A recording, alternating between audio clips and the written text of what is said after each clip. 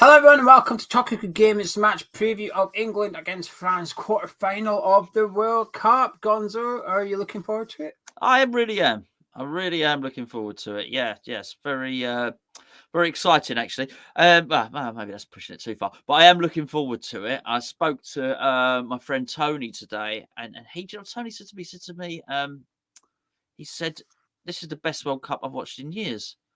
I said, "Are you serious?" And he meant it. You know, he really, really meant it. Not Tony on this channel. Tony, Everton fan Tony. You lot don't know him. Okay, is that the end of the conversation? Is it? No, we spoke about for a bit of a story or something. We spoke about many things. No, I just said, honestly, that the best one you've seen in years. He said, yeah, honestly, so I'm so into it. I'm really enjoying it. Really into the matches. I think there's been some great upsets, some great football, loads of goals. And yeah, I mean, so, don't take, just because I am apathetic towards it and have had to grow into it. Some people are absolutely loving it. But I'm really looking forward to it, Joe. And I guess anybody would say this about their country. I'm desperate for it to continue, actually. I would really obviously would like England to get through to the next round. Yeah, I've thoroughly enjoyed it as well as a neutral, obviously, with no dog in the fight. But I have enjoyed it. I wouldn't say I've enjoyed it more than previous World Cups and stuff, but because they're every 4 years, you miss them a little bit. I think it's easy to think it's the best one. But if your friend Tony went back and watched 2002 again, I think he'd go, "Oh wow, this is by far the best World Cup," and stuff like that. So I think it's easy to get caught up in it a little bit.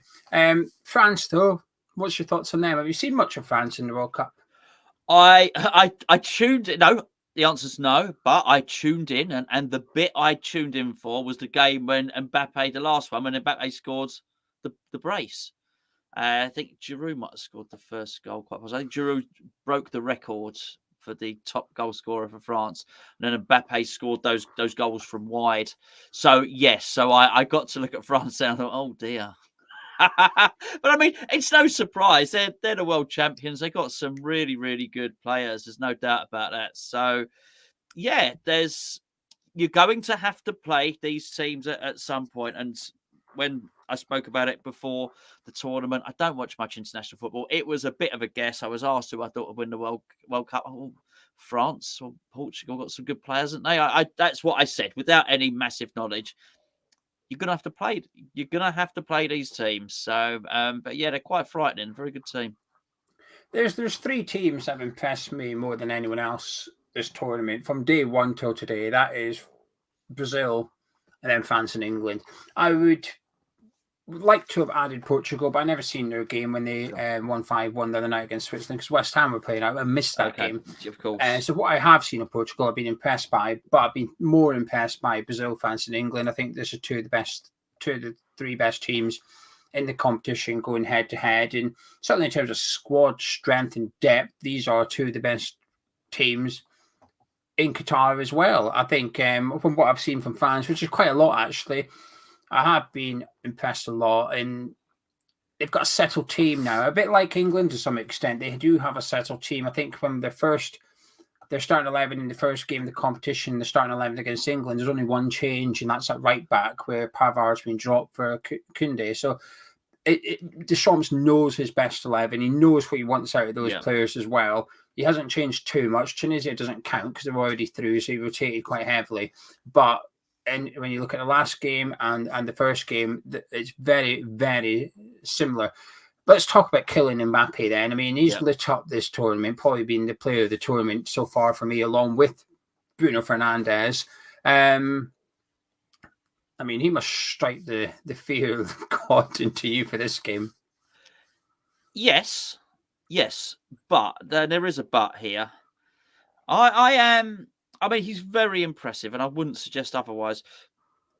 But it's really been really interesting listening to the French fans in the last. When I say listening to them, it's brought to your attention. You know, people will clip it and copy it on social media. They have actually TalkSport today ran a feature.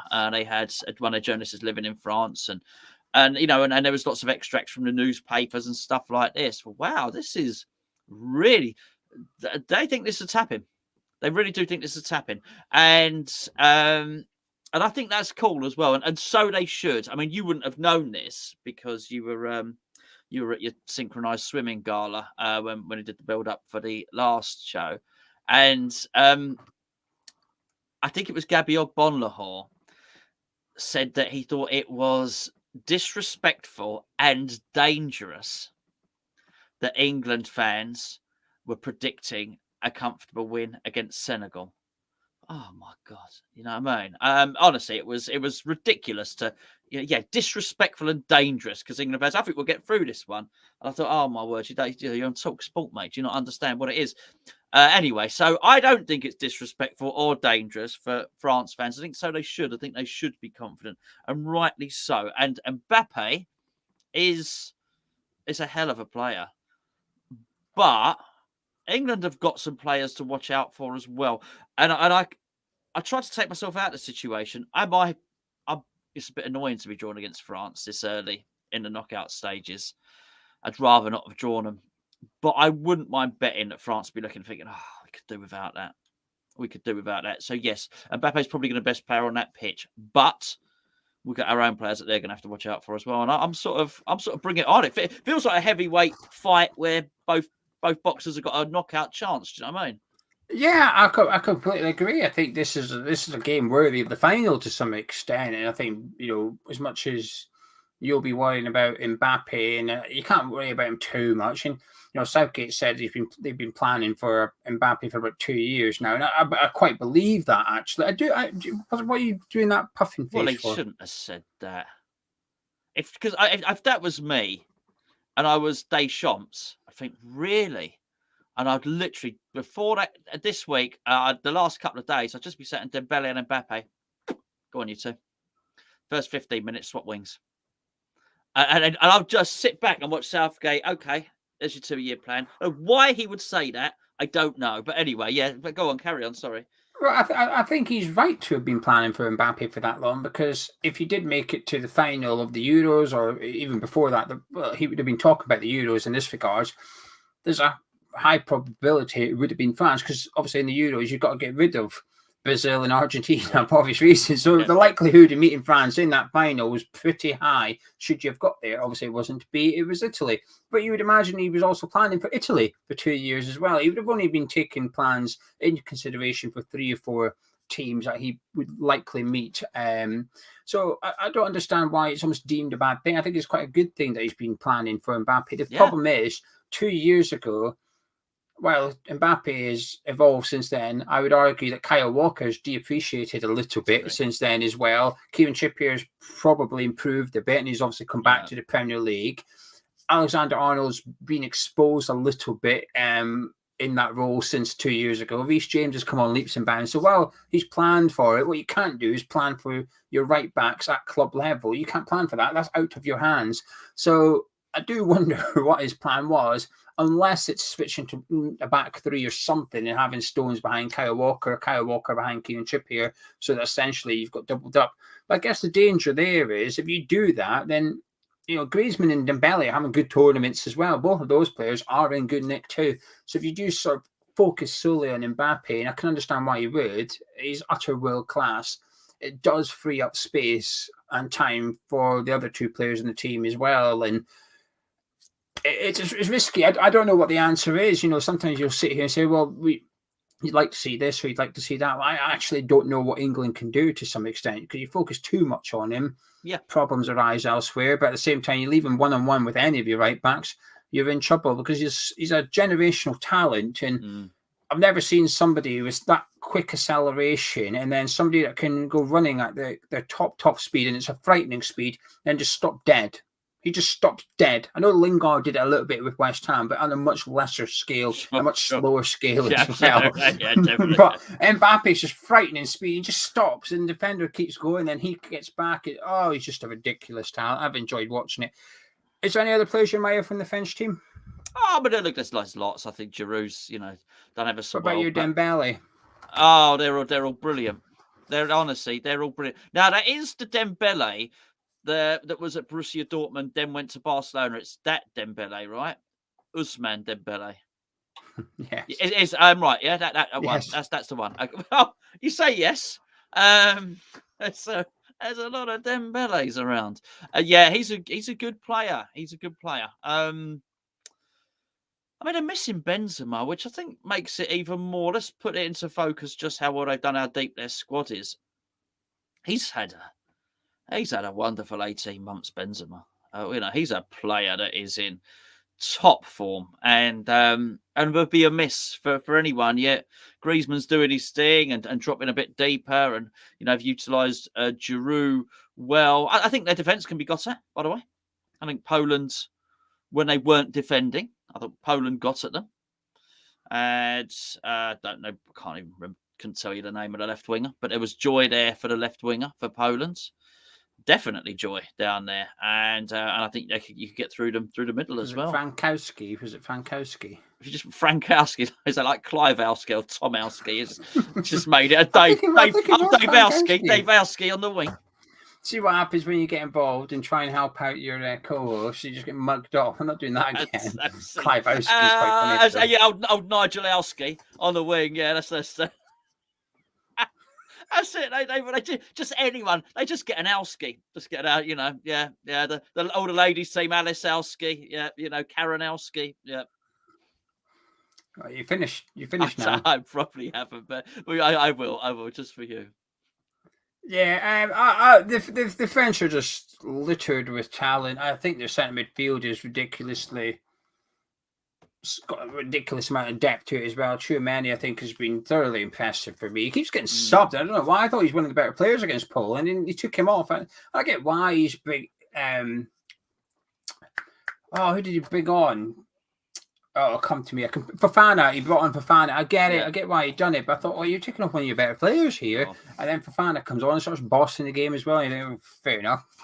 When you've got players that good enough, he's actually able to sub a world-class player and bring on another world-class player. And as can Southgate in some positions. And it's just ridiculous amount of talent that they've got. But I think Giroud has been superb this tournament. Like you said, it broke Henry's record. Now the all-time leading goal scorer for the French team as well. And lots of talent in that team there. Lloris has got a mistake in him, though. I'm still not convinced by Lloris. At Spurs, I think he's been a bit shaky this season. And for France in the World Cup, there's been a couple of moments where you just think, you could be doing a bit better. And he's somebody that could be got at. So I think if England were to introduce a high press and put pressure on him, and I don't see why they wouldn't, then that could be interesting. I think Lloris has got a mistake in him every single game. It's whether it's how big is that mistake and can you capitalise on it. But I think Lloris is there to be. It seems a bit weird saying the keeper is there to be got at, but I do think that he's not as reliable as he once was. Now, before we discuss England, can we point you in the direction of the Hammers Chats store? Yes, I wonder what you were doing your antennas for. Oh, sorry, that's right. That's a bad mime. Sorry, I'm not. That's not boobs. I'm showing you the. Clive-Iski's just turned into Karen-Iski over there, my co-host there. Maybe you fancy getting a Christmas jumper. Maybe you want some West Ham beer mats or even some West Ham socks, signed books, printed T-shirt, mugs. We've got the lot. If you're a West Ham fan, there's something for you. Or if you're buying for a West Ham fan, there's something for them. Head over to our store at hammerschatstore.com. Have a look around and grab anything you fancy ahead of the big day. Now, Gonzo, let's talk about your big day. Saturday night, England starting 11. I guess we've got to talk about the right back then. Kyle Walker sort of being the right back. Would you like to see it continued with Walker at right back in a 4, or would you change something up there to counteract Mbappe? We talk about messaging at West Ham. I think the messaging is important with England. I think the back three sends the wrong message. It sends the right message into France and the wrong message into his own players. I do agree about Walker depreciating slightly. He's still, and I thought this before we would even drawn before the Mbappe-Walker encounter had even been a discussion. I was watching Walker. I thought, I think he's lost not much. I think he's lost 5% of his pace. So he's still really rapidly quick. But he's still the best option. I think it's his acceleration that's slowing down a little bit. I think the top speed's still there. It's getting to the top speed, I feel, takes a yard longer than it used to, because when against Senegal, I feel that whether it was Sarr or someone else got at him a couple of times and sort of Walker was getting beat in a a foot race, which is not something you see, not something I'm used to seeing in the Premier League. Right. That was it. That was it. Yes, that was it. Yeah, you're right. I think that's what I'm thinking of. Really, yeah, you don't see that very often, do you? But yes, I'd still play him there. You know, absolutely. I still think against Mbappe, he's a better option than it's Trippier there, and also he's going to want Trippier to cover the left wing as well. So yeah, that's he's definitely the guy I'd choose. Well, that'll see Maguire partnering Stones at centre back, Luke Shaw left back, right then Gonzo. Jordan Henderson has been a big discussion. Sorry, we go back to the defence? Yeah. Do you mind? Sorry. This is the only time I got to. I just assumed you would like all that to remain the same. I do, but the passing was atrocious. The two central defenders were atrocious, and I was, well, as you know, I was speaking to Tony today, and we were talking about Maguire. We were talking about his form, and Maguire's back to form, and I tell you what, I thought he was really, really ropey against Senegal. Really ropey. But he got outpaced. I thought he missed a header. I thought his distribution when passing out for the back was poor, and he got caught doing a dribble out from the back as well. Almost every facet of centre-back play, he made a mistake in all what I would consider to be all four major centre-back facets. Stones gave the ball away as well. This is a concern. I'm not suggesting there's an answer, and I think you have to probably stick with them. But this is why we can't go defensive, because I don't think they're very good. I think we've got to keep attack. We've got to try and score more. Well, obviously, there you go. We've got to try and score more goals than France. You've heard it here first. That's how you win a game of football. But yeah, that worries me, the defence. We'll come back to that then. Jordan Henderson's been a big talking point in the last week or so. A bit of a surprise or an unpopular inclusion, if you like, in Gareth Southgate's starting 11. Obviously came up with the goods and played a big part in the win against Senegal. You know, Rice and Bellingham are sort of automatic selections in there. Would you like to see Jordan Henderson retained in that midfield? No, but I understand what he brings, and I've softened my stance on it a little bit. It's got, some serious leadership qualities about him. He's an impressive guy to watch. And I've always enjoyed, watching good captains do their stuff like that as well. So, I like the way he responded when he scored the goal. He scored the goal, but he ran over, and it was all about Bellingham. That's all about getting Bellingham to Anfield. Well, it's too late. Unfortunately, it's too late. His value's gone. I don't think they can afford him anymore. But anyway, I hadn't even thought of that. You old cynic. You're right, though, aren't you? No, I have to admit, I agree with you. It was good leadership. It's a young lad. It's an experienced midfielder, making sure the young player gets the praise, because Henderson will know. It was a bit like the friendly before the World Cup. Messi was through in goal, and he passed to Alvarez, the Man City young Argentinian striker. He passed to him so he could score. And somebody said, well, that's Messi just getting their young striker a little bit of confidence before the World Cup. And it had that vibes with Henderson, where Henderson almost probably to some extent realises Bellingham's going to have a bigger part to play in the next 2, possibly 3 games for England at the World Cup. Get his confidence up. He's the one that's possibly going to score in the next game, more likely than I am. And I think it is good leadership, and they've got a good relationship, them two, on social media. After Henderson put up a post about Bellingham put one up about Henderson, about how people writ him off or something. It was basically like something like how Henderson's that good and stuff.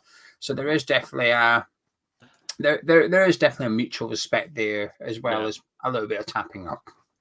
Fair enough. I'm not going to push back on that too much, but I enjoyed it, and I do think there's room for that in there. He wouldn't be in my starting lineup, but I'm not going to be here when we do our build-up show cursing because Henderson's playing. I'd sort of get it. I'd rather Henderson play and he keep a 4 at the back than him drop Henderson and pick a centre back.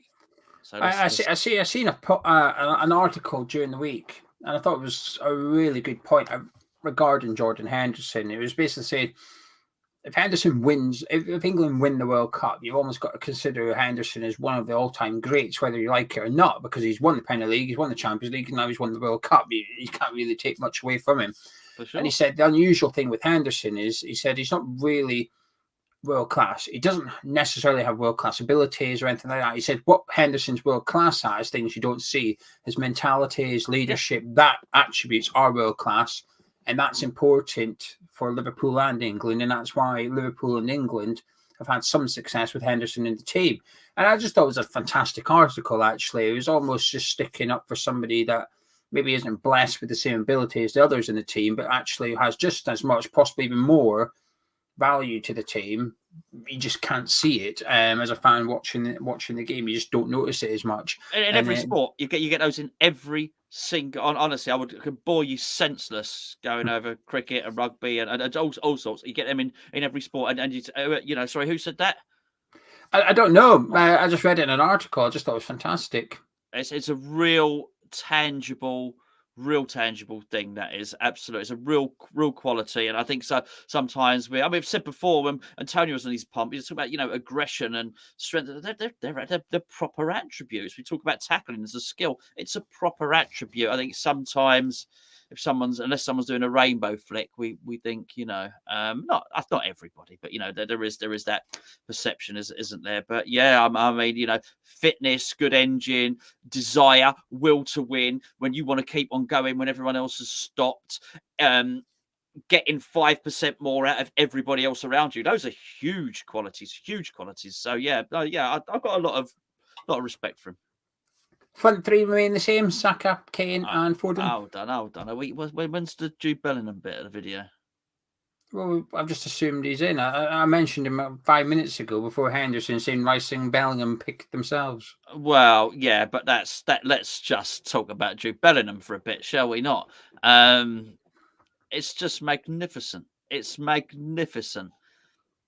He's brilliant. He is amazing. I just want to watch Jude Bellingham play football all the time. I don't, unless you're gonna have to be a certain vintage here.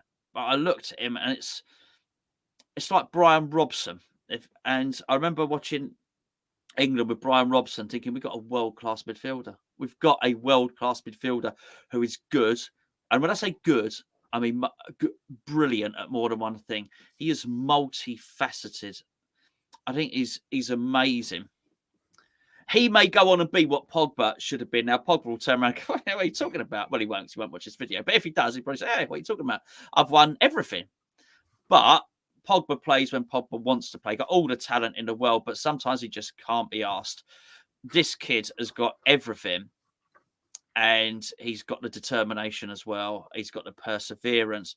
I think he's a phenomenal player. And we can talk about Mbappe, and it's right we talk about Mbappe.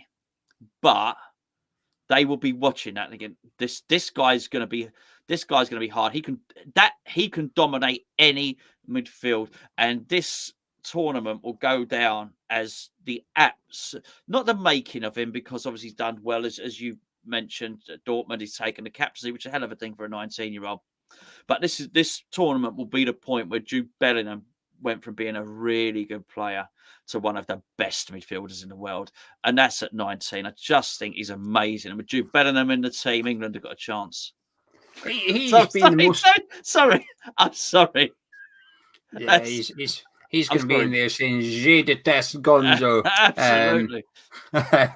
But Bellingham has been the most impressive player of the tournament for me. I think Mbappe's been the better one because he's the better player currently.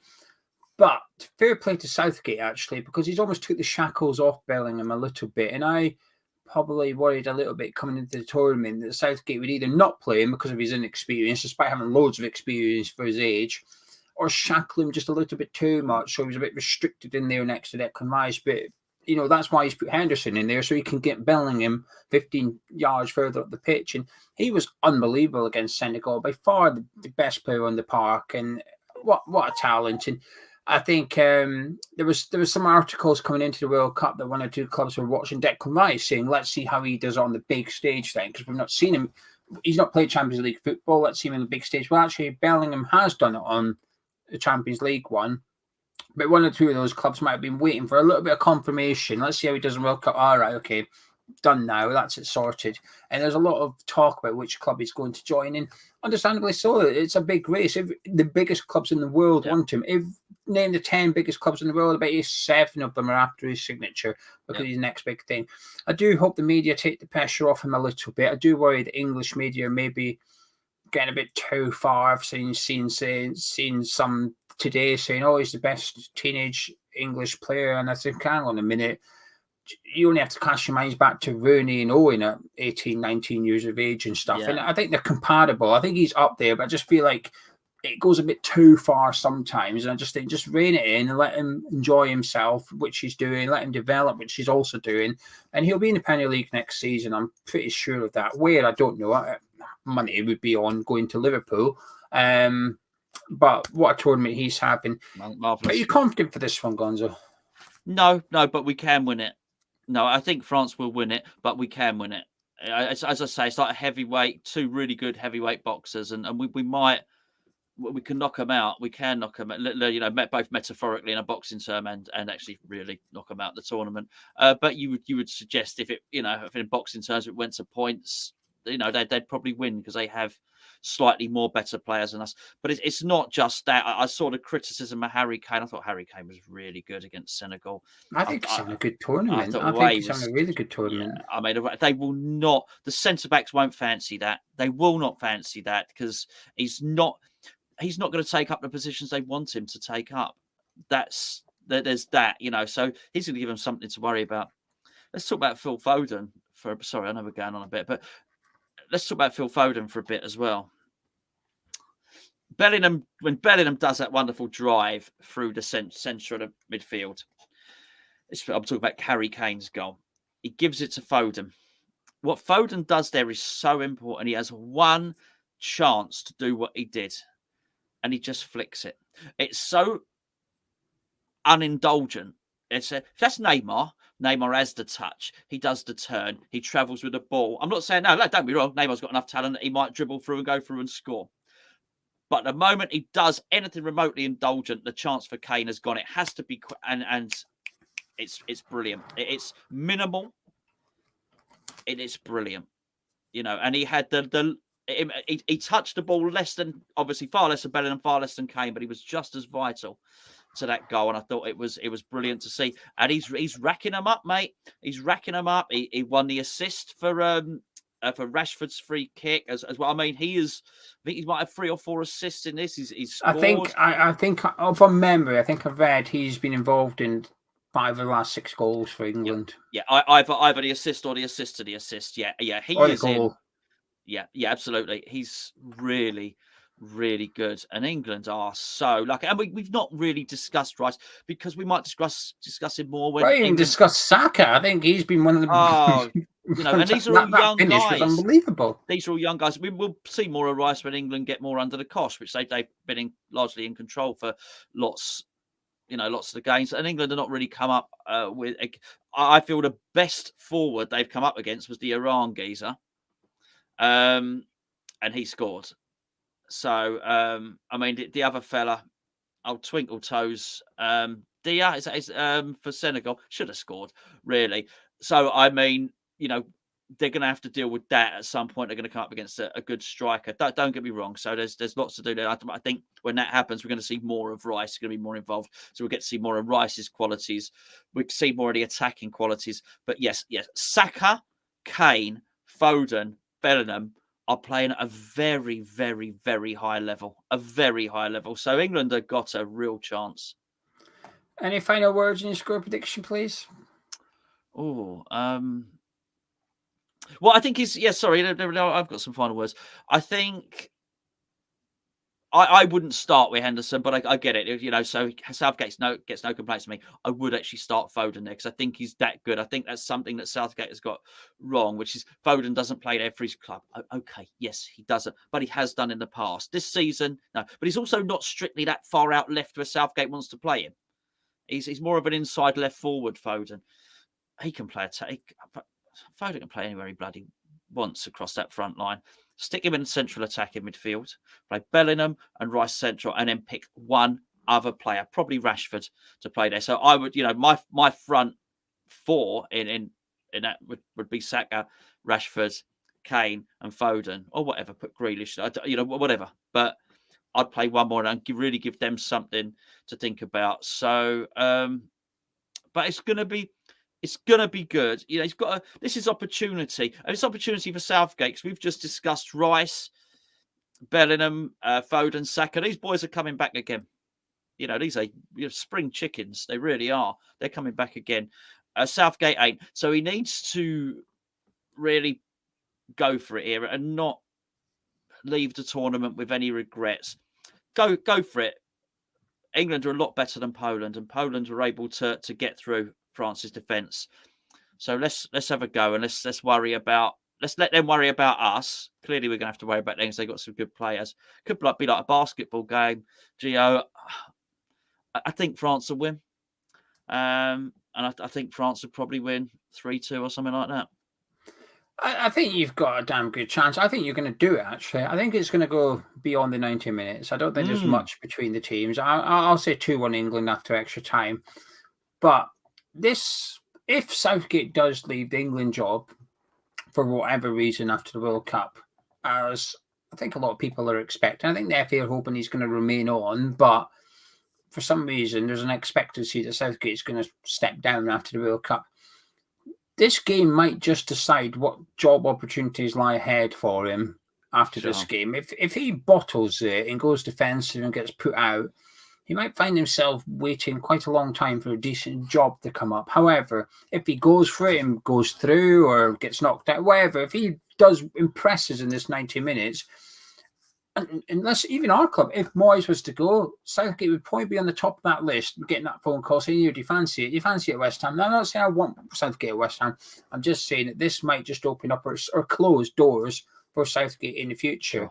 Because there's always mitigation as to why England have got where they have done in previous tournaments, including this one. They've only faced Iran, Wales, America. It's not that impressive. Senegal weren't that good. Should have been better striker. They've been 2-0 up after 30 minutes. Now, I don't disagree with that analogy, but the fact is they weren't 2-0 up after 30 minutes. You got put out. You thumped them comfortably in the end, and England were far more impressive than Senegal over the duration of 90 minutes. I think you'll do it. I don't know why. When I watched the France game against Poland, a bit like yourself, I thought they were very dominating, but whenever Poland got the ball and broke, it felt like they were all at 6s and 7s, the French team, and there will definitely be opportunities there.